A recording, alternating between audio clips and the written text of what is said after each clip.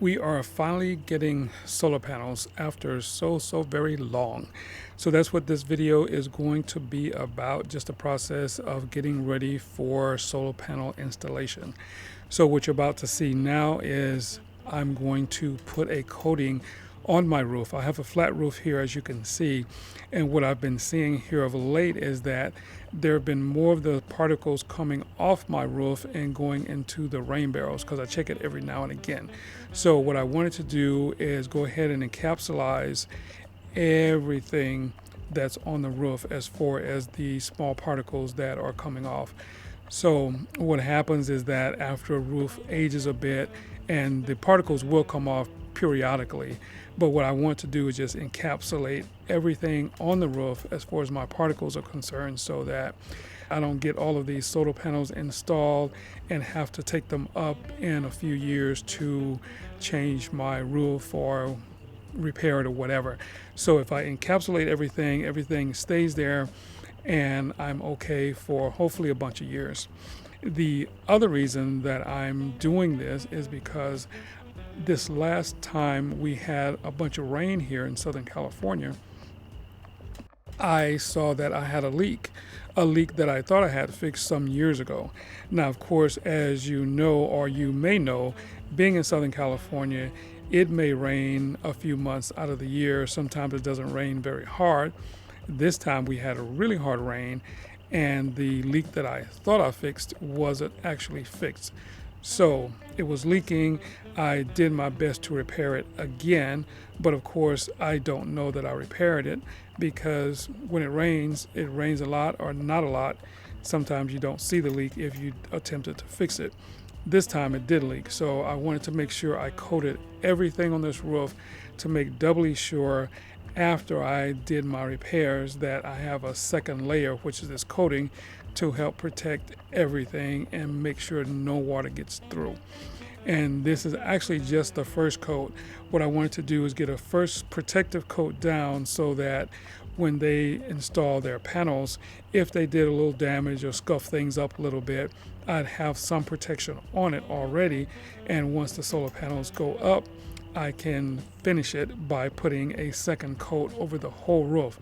And hopefully I'll go ahead and do that before too much time has passed, because you know how it gets sometimes when we don't do things during the time we're supposed to. Sometimes they don't get done, and that would be a shame if I have to have another leak and all this other good stuff. So that's what's happening right now.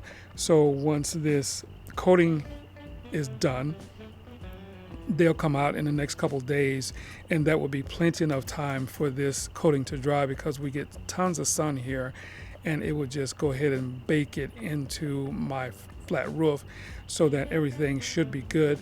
So once that happens, then we can go on, get the solar panels installed and get everything hooked up and ready, hooked into Edison and all this other good stuff. So that's what's going on right now. So in the next couple of days, like right here, right now, you can see the solar panels and all the materials are arriving so that we can get on with this thing. Because the way that homeowners get reimbursed for putting electricity back into the grid changed this year. And if you were not under contract by April 15th, the benefits were not as great as they once were as it comes to getting credit for actually having electricity going back into the grid. And since our contract was done before April 15th, we are under the old contract, which means that hopefully we'll get the same as what everyone else was getting as they were putting electricity back into the grid. So that's what we're counting on. And of course, today is the day where the solar panels get installed, and all that's good. Now, of course, since you're seeing this video, the solar panels are already up, but they have not been inspected, so they are not actually hooked up to Edison, and Edison is not recording the energy that we're putting back into the grid. Since the panels have been up and functioning, I've seen on the app where we've actually put back in 20 kilowatts in one day, but it wasn't being recorded because it's not hooked up by Edison and all this other good stuff. So it's not getting credited to us. I guess we're just giving away energy for free. So hopefully all the installations, well, not the installation, but the inspections and everything will be done, and Edison can go ahead and start recording the fact that we are actually putting electricity back into the grid, so that we'll get some of these great discounts on electricity. And of course, energy and all our utilities are going up. That's just a natural thing. Unfortunately, that's going to happen.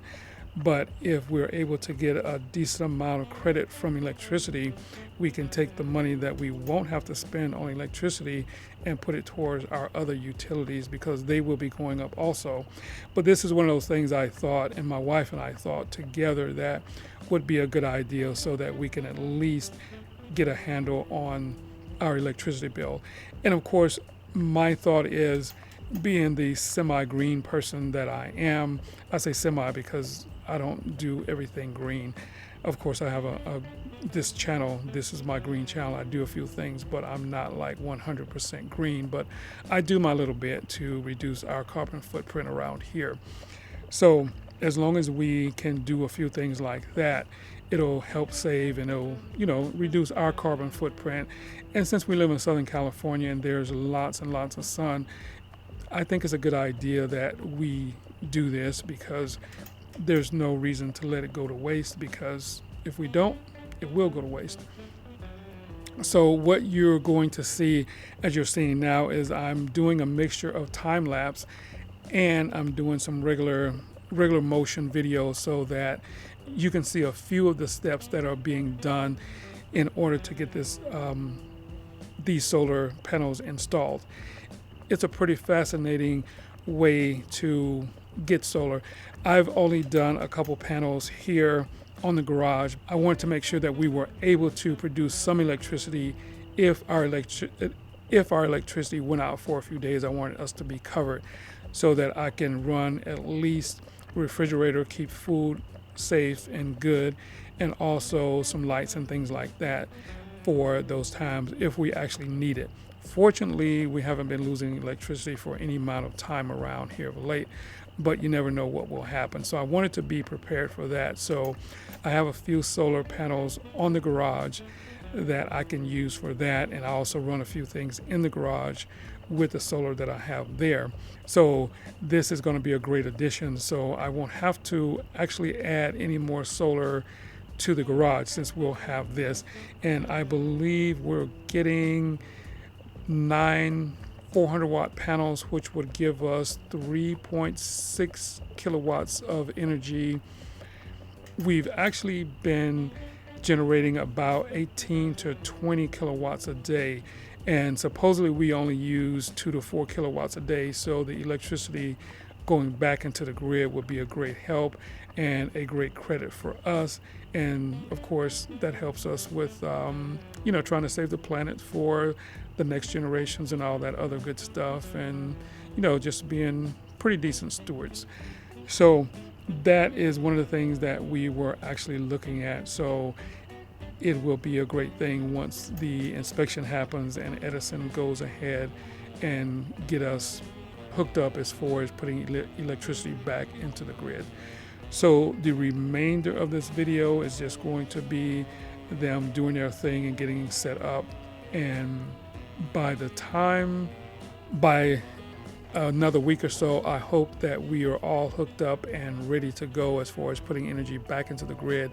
So when that happens, I will do an update and let you guys know how things are going with the solar panels, how much energy we are actually generating, how much is going back into the grid, and the savings that we will be making and things like that. So I'm looking forward to that. So you guys stay tuned for the next video, and I'll have all those details ready for you on the next one. So thanks for watching, and we'll see you on the next video.